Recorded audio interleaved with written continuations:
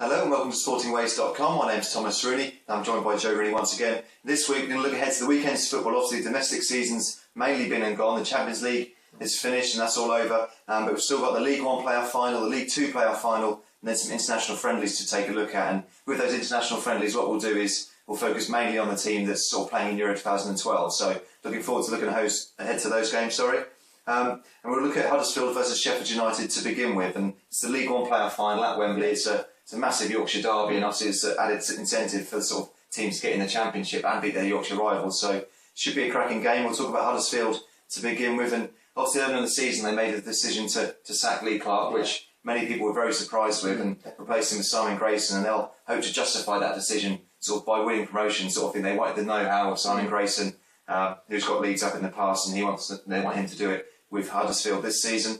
And it's the third year in a row they've been in the playoffs, Huddersfield, so you just wonder if they don't do it this year, then can they really build themselves up to do it again next year?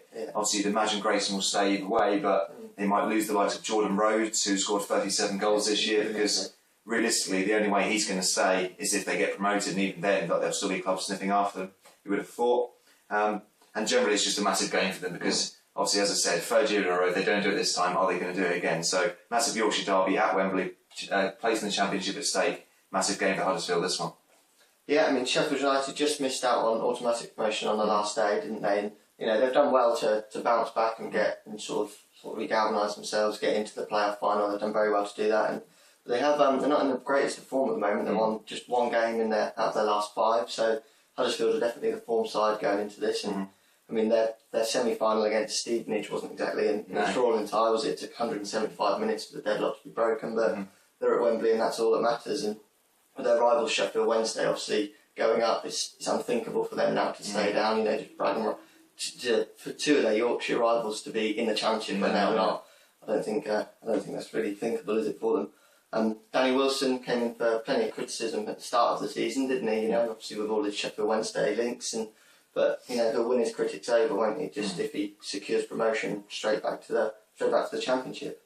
And as they will be looking at sort of the likes of Norwich and Southampton, prove that, you know, if you kick on from League One, you take your momentum into the Championship. Yeah, who knows? Championship's it's a very competitive league with not too much difference between sides, and it's just shown what momentum can do in the last few seasons. So I'll definitely take great hope into that. I think that's what we're going for this. Yeah, one. I think it's going to be a really tight game. I think it's going to be sort of one of the for a Wembley final, going to be extremely tight between two competitive teams who are relatively evenly matched, you would say. But at the end, I've got a feeling it's going to be Huddersfield's year. I've got, you know, Sheffield United's the first time they've had a go at this promotion race from League One, but I think Huddersfield will be their year definitely. So I think they're going to win 2-1 on this occasion. Yeah, I think a bit different actually. I think Sheffield United, I think it's a big game for them. They've got the big players to cope with it, and with the pressure on, I think they might actually thrive off that. And I've gone Sheffield United to win 2-0. Okay, next up we're going to look at the League Two playoff finals between Cheltenham and Crewe, taking place at Wembley this weekend.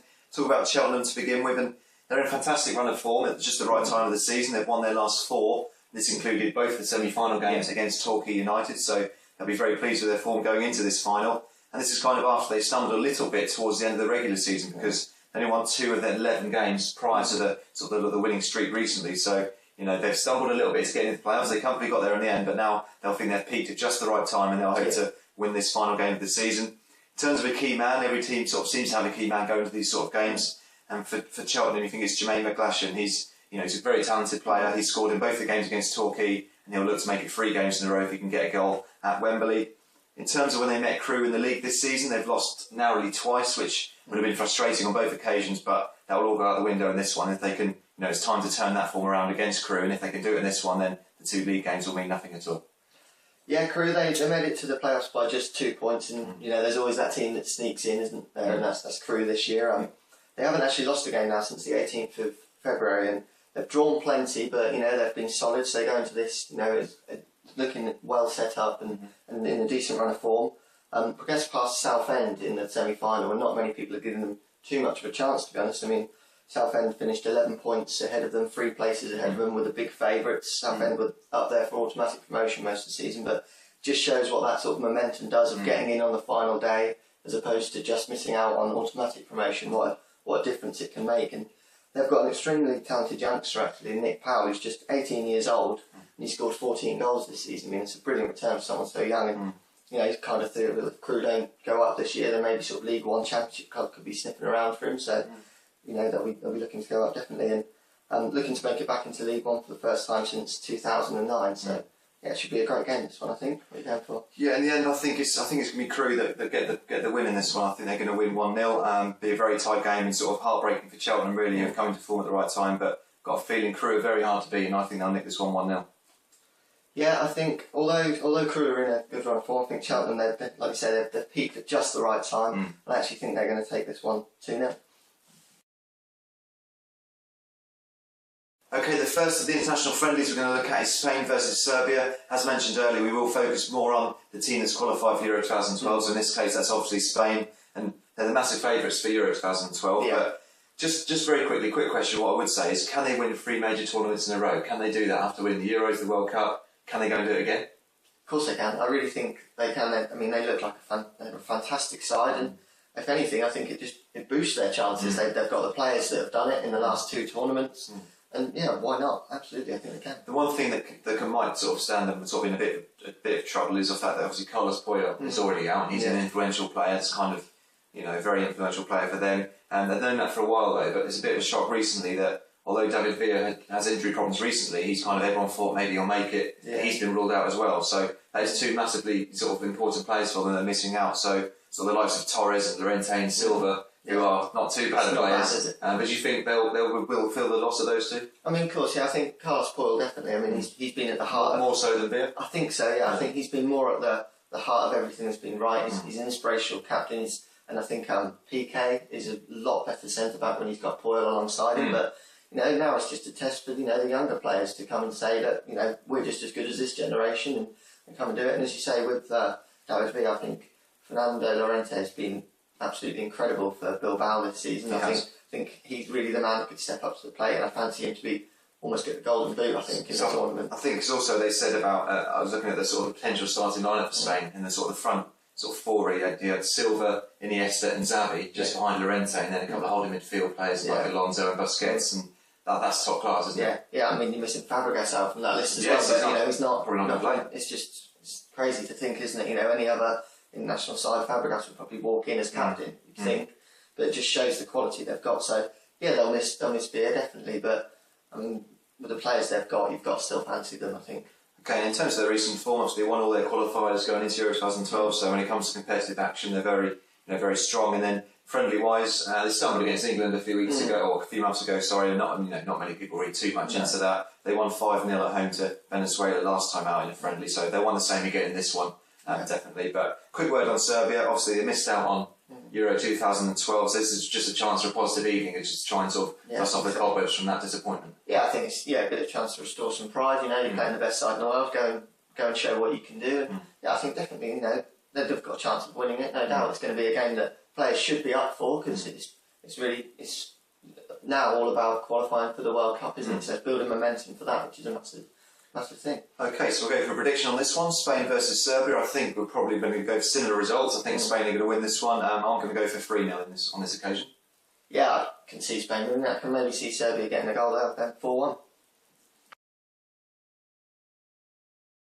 Okay, next up we've got Switzerland versus Germany, another international friendly this weekend. Obviously, he's going to talk about Germany mainly because there's obviously big contenders for Euro 2012, while Switzerland just missed out. And obviously, as I mentioned there, Germany much fancy for Euro 2012, aren't they? And this is a tough test for them, sort of to go into it. And also, one thing I'd like to ask you about is obviously Bayern Munich obviously missed out on penalties and the Champions League final to Chelsea. A lot of German players are in that team. Do you think that'll sort of push them on to sort of not have that disappointment again, or do you think it will make them go in with sort of low on confidence? No, I think with the German side, I think their attitude towards it, I think it'll be something that almost spurs them on. I think we looked at Schweinsteiger and just how, he was fantastic in that Champions League final, and he was absolutely devastated. But I think he's the type of player that's going to come out and say, "Look, I haven't won this, I'm going to go win the Euros." So I think they've got the right attitude for him. But the other thing is, it's been a very long season for them. They've made it to the German Cup final. They went almost all the way in the Bundesliga, competing for that. And the German Cup final as well. Yeah, the Champions League final. So but I think Germany are going to be big contenders in this. Okay, you mentioned Schweinsteiger there. He's one of sort of the more I say established players. Really, he's been around for years. You sort of feel like he's probably 40 years old, and actually he's mid-20s. But there's a few of those around.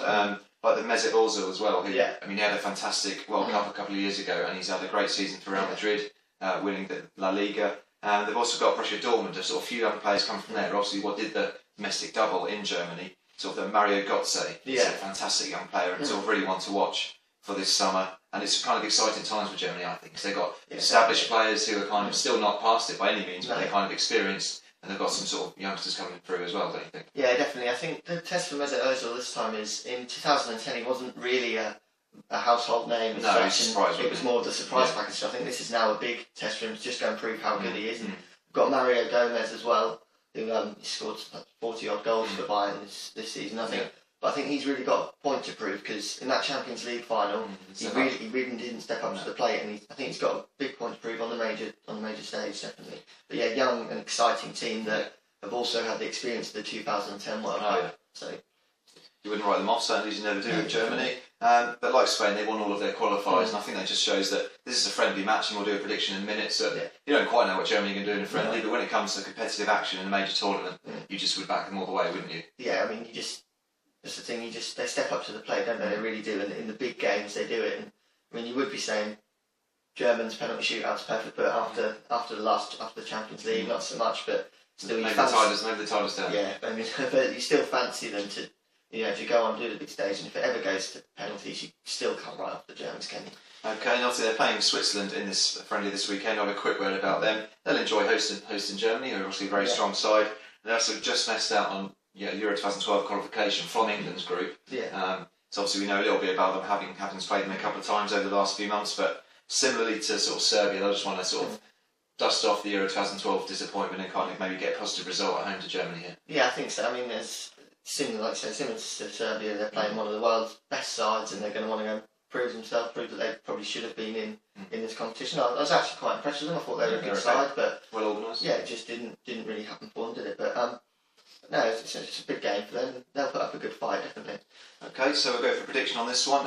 Like I mentioned earlier, actually, I think Germany might just slip up a little bit in a friendly match, which I would read nothing into whatsoever. No. I think the fact that Switzerland at home, I think it's going to be an entertaining game. I'm actually going to go for 2-2 in this one. Yeah, I think Germany. I think they might just sneak it. I think it's going to be quite an entertaining game. And obviously, a lot of the German players are going to be a bit tired after their long seasons, but I think Germany will just sneak it 3-2. Okay, next up, the international friendly we're going to look at is Republic of Ireland versus Bosnia, and obviously we'll talk about Republic of Ireland because they're the team that's in Euro 2012, home nation as well, which is really good to see them in there. And they will really just love the fact that this is preparation for a major tournament. This isn't just another kind of, not meaningless friendly, but it's obviously, you know what I mean by that. And it's not just looking ahead to 2014 qualification now, it's all about the major tournament. This is their first one, obviously, since the World Cup in 2002, and they'll be loving being involved in all this build-up, won't they? Oh yeah, absolutely. I mean, they did fantastically to qualify, I think, and like you said, they're going to be loving the fact that they're not one of these teams like Switzerland and Serbia that are playing Germany and Spain and warming up and looking towards the next competition. This is them saying, look, come on, we need to put in a big performance here because we need to start building some momentum and start playing well because we're in the Euro this year. So it's fantastic frightening. Okay, and in terms of their chances, I mean, who knows what can happen? Obviously, they're in a tough group, I think. And you look at Greece in 2008, who would have said there, and it's kind of a similar sort of team, really, because they've got some talented players in there, but it's fairly workmanlike generally, and they sort of defend well and sort of get the job done up front. And obviously, key players, Robbie Keane, Shay Given, Richard Dunn, the experienced sort of trio there for them. So, do you think they've got a chance of progressing from the group? Realistically, probably not, to be honest. I mean, look at their group, it's Spain, Italy and Croatia. I mean, Croatia are the team that they'd say that they need to win, and they're a fantastic side. And Spain and Italy, two sort of favourites for the tournament, you can say. But if they get themselves well organised and have a little bit of luck and hope the teams don't quite play at their best, then they've got a slight chance, I think. And Trapattoni, he will have them organised in sort of almost the Italian way. They'll be solid at the back and look to win games. Interesting players.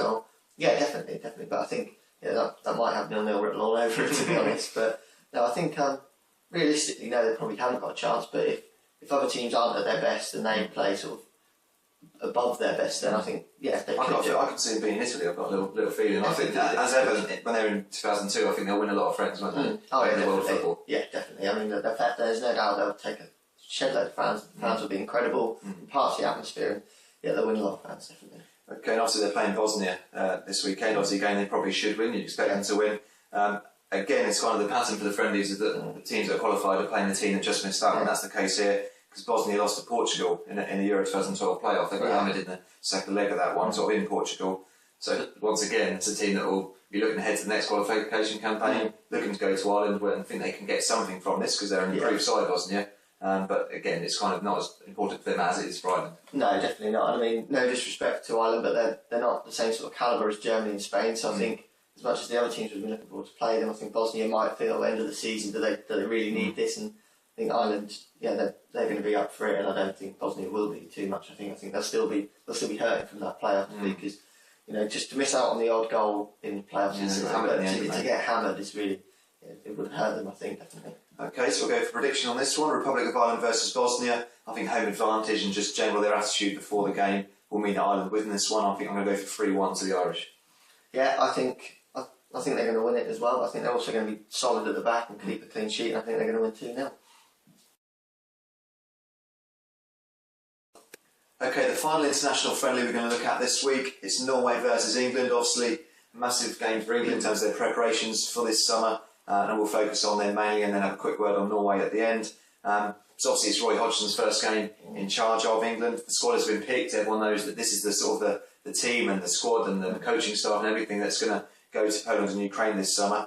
In terms of the teams that he plays, do you think he'll play what he expects to be the starting 11 against France, or do you think it'll be a little bit more experimental? I think it might be a bit experimental in this one because there's another friendly to come, isn't there, after this? So I think in this one he might have a look at players and try them in different roles and such, but he should go out to win the game, definitely. But I think in the friendly after this will be the one where you get a good idea of the starting 11. But yeah, and I think it's sort of a debate with Wayne Rooney, isn't it? Whether he plays, whether he doesn't. And maybe he'll come on. Yeah, to be honest, I don't really think he should. To be honest, maybe he should come on. But he's out of the first 2 games, which is if he could come into the third game, then it could be meaningless. He could have no part to play in the tournament. But so I think maybe just you need to try things without him at the minute. I think.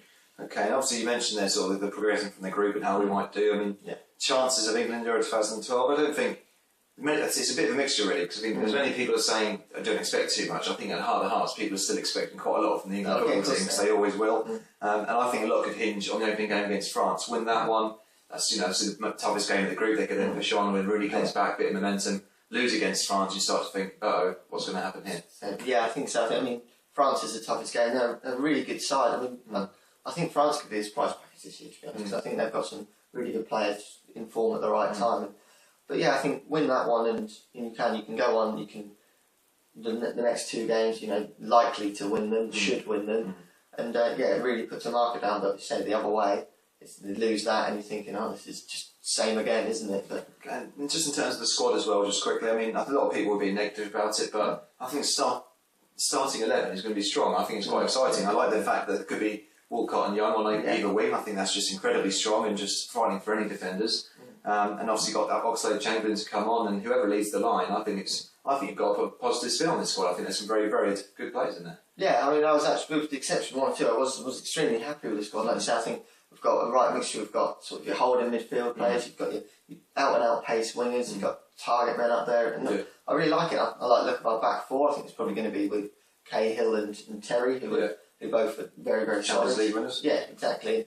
Yeah, I like the look of the side. It is a 23-man squad, and obviously there was a lot spoken about Stuart Downer and wide unit, but there's every chance that he won't even get a minute. And it could work for England. I like the squad. I do like it.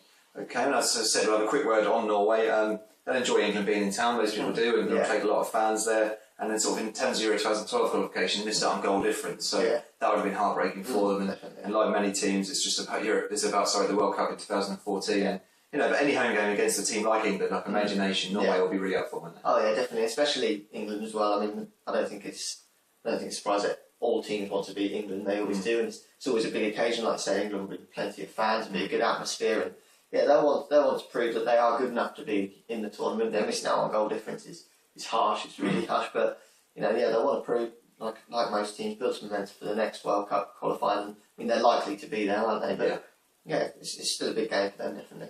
Okay, we'll go for a prediction. Actually, I think it's going to be a win for England. I've got a good feeling about this one. I think Hodgson will have them very well organised. The new man is in charge. Everyone wants to impress their new guy. I think England are going to win 3-0 and then go on to win the Euros and everything. Probably. No, I think it's going to be a bit of a tighter game, but I think England are going to win it. I think again they're going to be a team that's solid at the back, and I think they're just going to edge it 1-0.